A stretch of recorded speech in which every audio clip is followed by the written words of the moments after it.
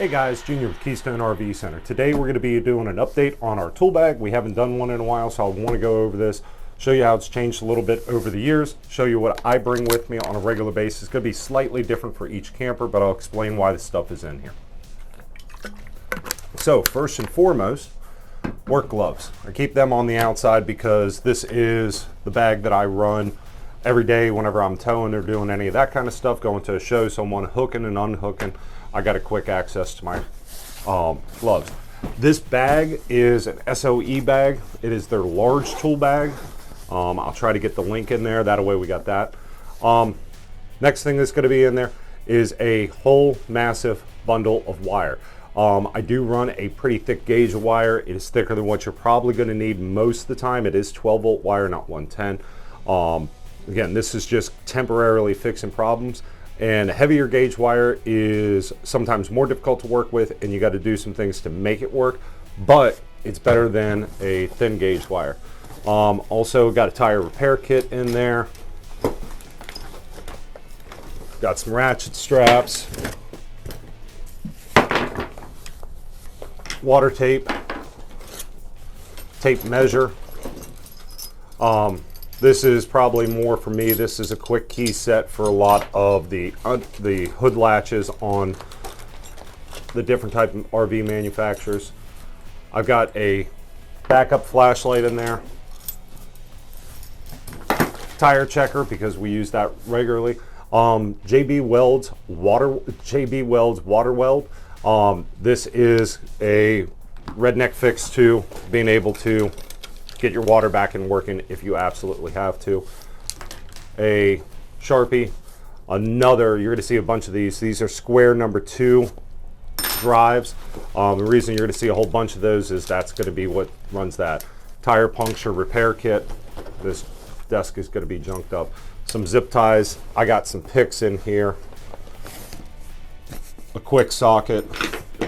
So this has got a whole bunch of different socket sizes on it, and I can kind of quickly use that. It's got a hole through the middle, so I can put a screwdriver or something through there to get some torque. On this side, this is where I'm going to have a multimeter. Okay, so things you got to have, in my opinion. A little bit of electrical wire, multimeter. Should be in everybody's stuff. Reason for the multimeter is we can't tell you what's going on with it if you can't tell us what it's doing. So this is an El Cheapo. It's not the big expensive one. It's smaller. It's more compact. That's why I'm running it. Another thing I absolutely will not travel without is a ratchet strap.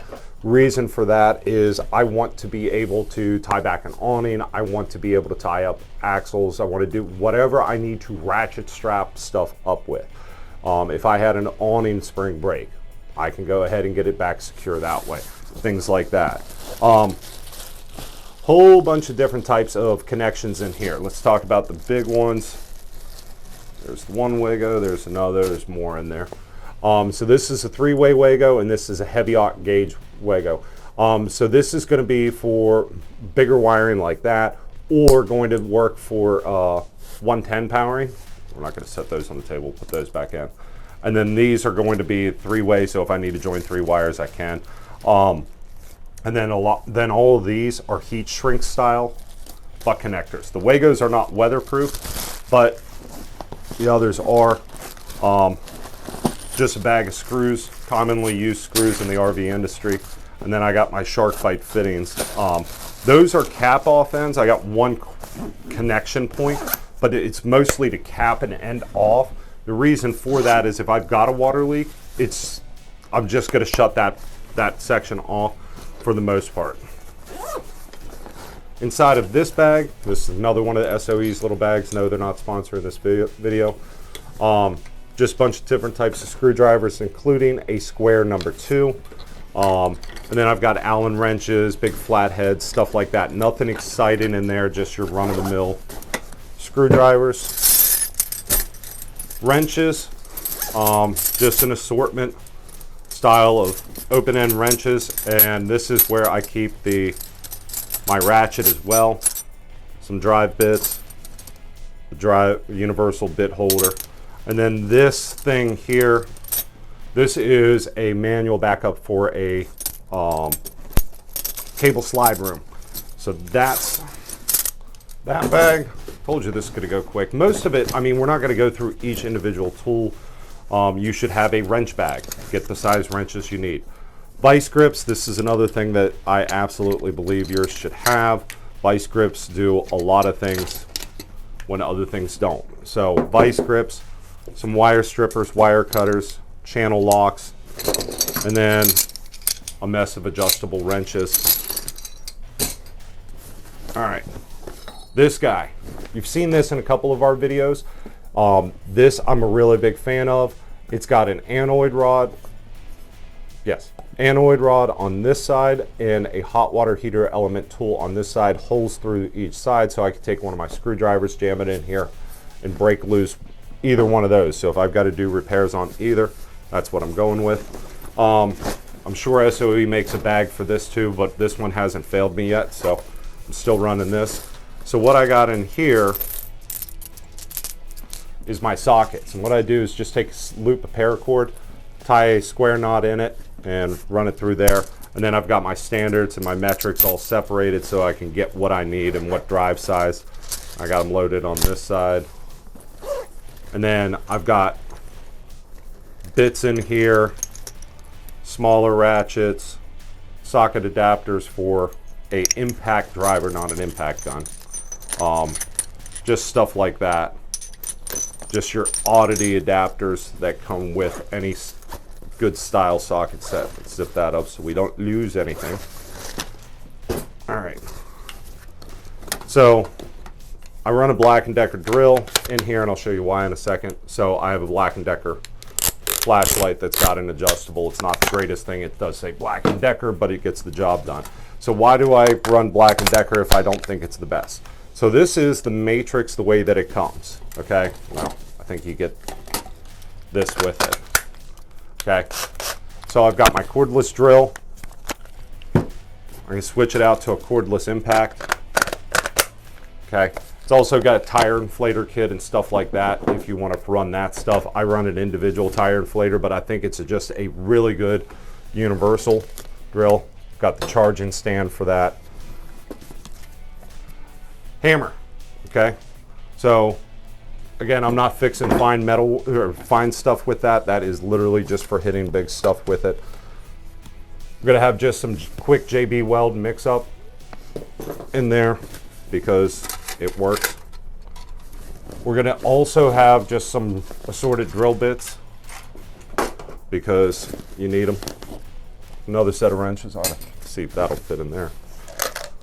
Another bit set. Again, this is not Snap-on quality stuff. This is just stuff to get me by for the weekend. Utility blade, which of course I could usually have my pocket knife on me, but side of here, this thing I found years ago. I absolutely love it. So it keeps different style saw blades in there. Also has a bit adapter that goes in here that I can use too for that, and then has bits stored in there. I found that at a I think it was a Big Lots years ago. I was like, oh, that'll work. I'm surprised at how well this thing has worked over the years. The little things that I've needed. Contractor trash bag because I'm not an electrician, so I actually clean up my mess. And then this is your super fine bits. I can't think of anything I will need this for, but it was sitting in my shop. Somehow I got it from somebody from something, and better be in a tool bag than sitting on my tool bench collecting dust. So guys, that's pretty much it. Now, as far as electrical, I'm still going to recommend surge protector, surge protector, surge protector. The cool thing with these, Steve, let me borrow this. Now I'm banging the microphone with the box. We'll see whether that comes through on there. So the surge protector is going to have some LED lights down here at the bottom. Okay, now this one's even Bluetooth, so it pairs to your phone and does all kind of stuff. We're going to go through a whole separate video of this.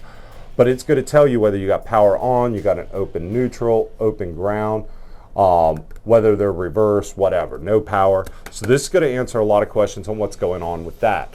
And then I'm going to grab the piece that stays in my RV constantly. It's a little voltage meter that plugs into an outlet, and we'll show you how that works when it's in front of an outlet. All right, guys, hang tight. So this is the multimeter for the wall. So this just plugs in there. It's a digital AC voltmeter. I found this guy on Amazon. Fantastic little product. Tells me the voltage that's coming out of that outlet without me having to grab the multimeter and plug it in. Really convenient if my wife's at our camper. We have a permanent site. It's very common for me to be at work and her to be at the camper because she's a nurse, so she's got a lot more time off than an RV salesman does. But this is going to tell me what's going on with her on the phone. She can tell me, oh, I only got 105 volts and I keep tripping the breaker. Well, that's because voltage is low, amperage is high. Now, one of the things that I'm going to be installing in my camper this winter is we've got access to a new surge protector through our dealership, this kind of exclusive, that's going to amp up the voltage if it starts to drop down at the campground temporarily. Now, it does have to be hardwired, so it's not going to be a loose setup like this style, like what I got now, but it's actually going to be tied into the circuit breaker, to the wiring coming in. I'm going to have one of our techs come down and install it with me. I'll try to shoot that, and maybe I can talk Eric into paying for it that way. I doubt it. It's not cheap, but it's absolutely worth to. If my campground drops to 105 volts, it's going to shoot up the voltage for a little bit of time while everybody's capacitors on that line all level out and they're not sucking as much voltage, and then it can level itself back out. That thing is just awesome. I love that. But guys, as always, comment down below if you got questions about this video or you'd like to see us do other videos. Shortly, we're going to be doing a video on water systems. We're actually going to be going through and showing you how your city water and your water pump and all that stuff ties together and where the water lines go and things like that. Then we're also going to get into a black tank video where we're going to actually be showing you how the black tank functions and stuff like that as cleanly as possible. So we're going to do that. We've got more HWH stuff coming up for the guys that's got the auto leveling stuff. So guys, comment down below with any videos you're looking to have done, and we'll try to get them done next. All right, have a great day.